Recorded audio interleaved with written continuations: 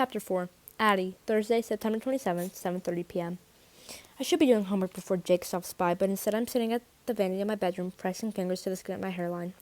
The tenderness on my left temple feels as though it's going to turn into one of those horrible oversized pimples I get every few months or so. Whenever I have one, I know it's all anyone can see. I'll have to wear my hair down for a while, which is how Jake likes it anyways. My hair is the only thing I feel 100% confident about all the time. I was at Glenn's diner last week with my girlfriend sitting next to Keely across from the big mirror, and she reached over and ran a hand through my hair, grinning at our reflections. "Can we please just train, just for a week?" she said. I smiled at her, but I wish I was sitting on the other side of the table. I hate seeing Keely and me side by side. She's so beautiful, all tawny skin and long eyelashes and Angelina Jolie lips. She's the lead character in the movie, and I'm the generic best friend whose name you forget before the credits even start rolling. The doorbell rings, and I know better than to expect Jake upstairs right away. Mom's going to capture him for at least 10 minutes. She can't hear enough about the Simon situation. She'd talk about today's meeting with Officer Budapest all night if I'd let her. Separate my hair in a section and run a brush along each length. My mind keeps going back to Simon. He's been a consistent presence around our friend group since freshman year, but he was never one of us. He had only one real friend, a sort of goth girl named Janae. I used to think they were together until Simon started asking out all of my friends. Of course, none of them ever said yes. Although last year, before she started dating Cooper, Keely got super drunk at a party and let Simon kiss her for 5 minutes in a closet. It took her ages to shake him after that. I'm not sure what Simon was thinking. To be honest, Keely has one type, jock. He should have gone for someone like Bronwyn. She's cute enough, in a quiet kind of way, which is interesting. Gray eyes and hair that would probably look great if she ever wore it down. Plus, she and Simon must have tripped over each other in honors classes all the time. Except, I got the impression today that Bronwyn didn't like Simon much. Or at all. When Officer Budapest talked about how Simon died, Bronwyn looked, I don't know, not sad. A knock sounds at the door, and I watch it open in the mirror. I keep brushing my hair as Jake comes in. He pulls off his sneakers and flops into my bed with exaggerated exhaustion. His arms splayed at his sides. "Your mom's running you dry ads." I've never met anyone who can ask the same question in so many ways. "Tell me about it," I say, getting up to join him. He puts an arm around me, and I curl onto his side, my head on his shoulder, my hand on his chest. We know exactly how to fit together, and I relaxed for the first time since I got called into Principal Gupta's office. I trail my fingers along his bicep.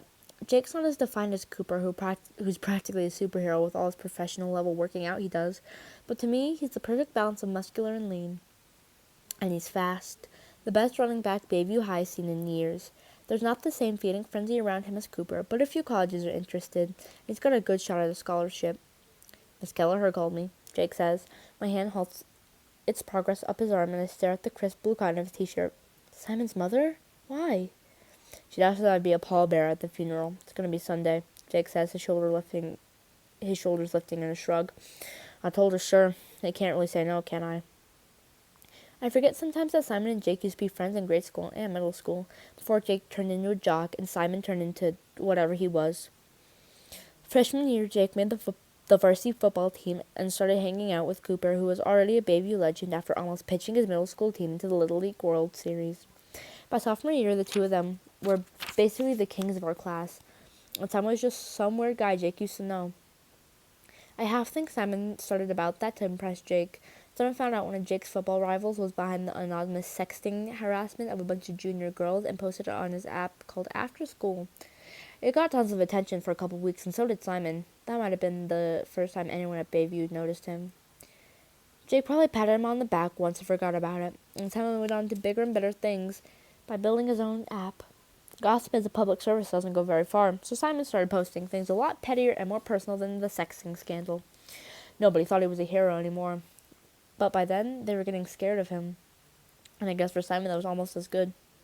Jake usually defended Simon, though, when our friends got down on him for about that. "It's not like he's lying," he'd point out.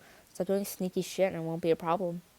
Jake can be pretty black and white in his thinking sometimes, easy when you've never made a mistake. "We'll still head for the beach tomorrow night, if that's okay," he tells me now, winding my hair around his fingers. He says it like it's up to me, but we both know Jake's in charge of our social life. "Of course," I murmur. "Who's going?" "Don't say TJ." "Cooper and Keely are supposed to, although she's not sure he's up for it. Lewis and Olivia, Vanessa, Tyler, Noah, Sarah." "Don't say TJ." "And TJ." Ugh, I'm not sure if it's my imagination or if TJ, who used to be on the outskirts of our friend group as a new kid, started working his way to the center right when I wish he'd disappear altogether. Great, I say blatantly, reaching up and kissing Jake's jawline. It's the first time of the it's the time of the day when it's a little scratchy, which is new this year. Adelaide, my mother's voice floats up the stairs. We're heading out. She and Justin go somewhere downtown almost every night, usually restaurants, but sometimes clubs. Justin's only 30 and still into that whole scene. My mother enjoys it almost as much, especially when people mistake her for being Justin's age. Okay, I call and the door slams. After a minute, Jake leans down to kiss me, his hand sliding under my shirt. A lot of people think Jake and I have been sleeping together since freshman year, but that's not true. He wanted to wait until after junior prom. It was a big deal. Jake rented a fancy hotel room that he filled with candles and flowers and brought me amazing lingerie from Victoria's Secret. I wouldn't have minded something a little more spontaneous, I guess, but I know I'm beyond lucky to have a boyfriend who cares enough to plan every little detail. Is this okay? Jake's eyes scan my face. Or would you rather just hang out? His brows raise like it's a real question, but his hands keep reaching lower. I never turn Jake down. It's like my mother said when she first told me to get birth control. If you say no too much, pretty soon someone will say yes. Someone else will say yes.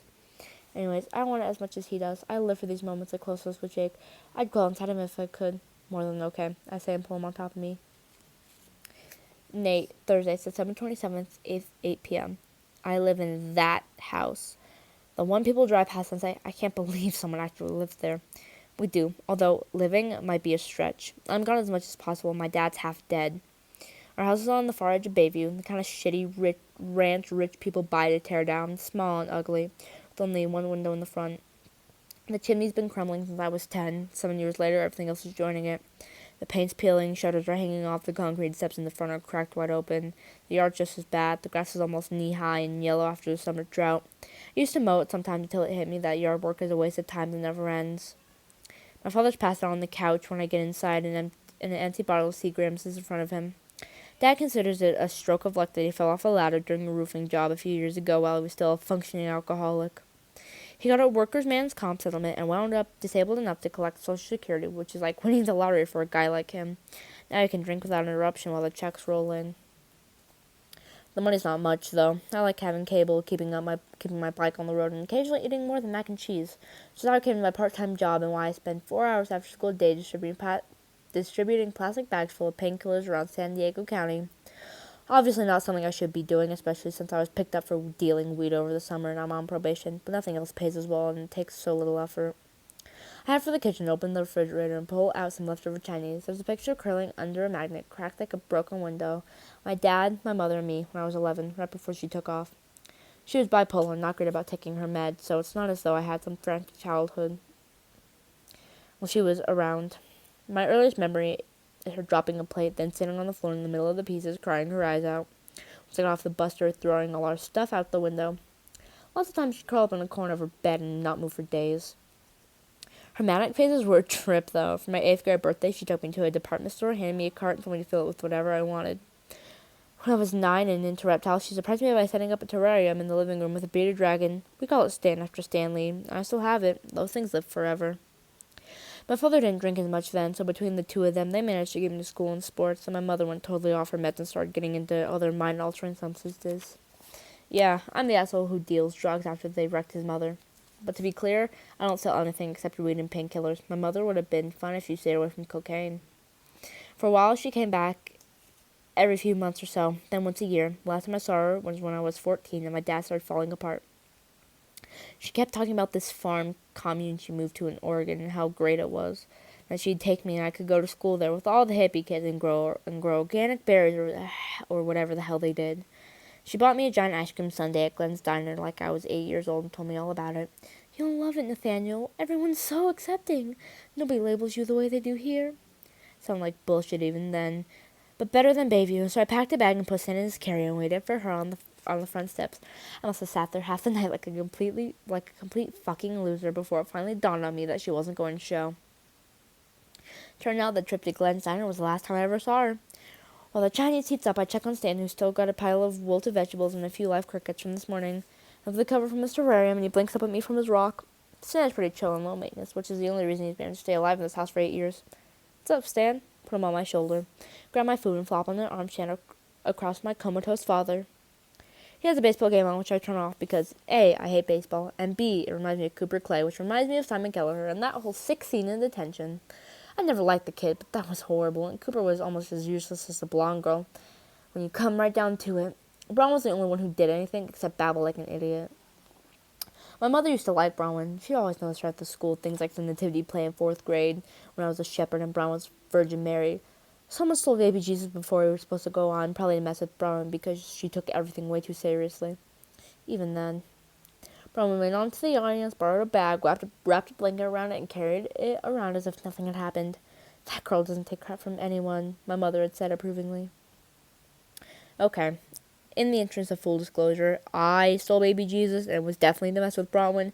It would have been funny if she freaked out. My jacket beeps and I dig in my pocket for the right phone. I almost laughed in attention on Monday when Bronwyn said nobody has 2 cell phones. I have 3. One for people I know, one for suppliers, and one for customers, plus extra so I can switch them out. But I wouldn't be stupid enough to take any of them to Avery's class. My work phones are always set to vibrate, so I know it's a personal message. I pull out my ancient iPhone and see a text from Amber, girl I met at a party last month. You up? I hesitate. Amber's hot and never tries to hang out too long, but she was here just a few nights ago. Things get messy when I let casual hookups happen more than once a week. But I'm restless and can use a distraction. Come over. I write back. I'm about to put my phone away when I get another text that comes through. It's from Chad Posner, a guy at Bayview I hang out with sometimes. You see this? I click on the link in this message and it opens the Tumblr page with the headline, About This. I got the idea for killing Simon Kelleher watching Dateline. I've been thinking about it for a while. Obviously, it's not the kind of thing you pluck out of thin air, but how of getting away with it was always... But the how of getting away with it always stopped me. I don't kid myself that I'm a criminal mastermind, and I'm too good looking for prison. On the show, a guy killed his wife, standard Dateline stuff, right? But it's always the husband. But turns out a lot of people were happy to see her gone. She got in a coworker fired, screwed over people on the city council, and had an affair with a friend's husband. She was a nightmare, basically. The guy on Dateline wasn't too bright, hired someone to murder his wife, and the cell phone records were easy to trace. But before those came out, he had this decent smokescreen. Because of all the other suspects, it's the kind of person you can get away with killing. Someone everybody else wants dead. Let's face it, everyone at Bayview hated Simon. I was just the only one with enough guts to do something about it. You're welcome. The phone almost slips on my hand. Another text from Chad Posner comes through while I was reading. People are fucked up. I text back. Where'd you get this? Posner writes. Some rando emailed the link with a laughing so hard I'm crying emoji. He thinks it's somebody's idea of a sick joke, which is what most people would think if they hadn't spent an hour with a police officer asking 10 different ways on how peanut oil got in Simon Kelleher's cup, along with 3 other people who look guilty as hell. None of them have as much experience as I do keeping a straight face when shit's falling apart around them. At least none of them are as good as it as me.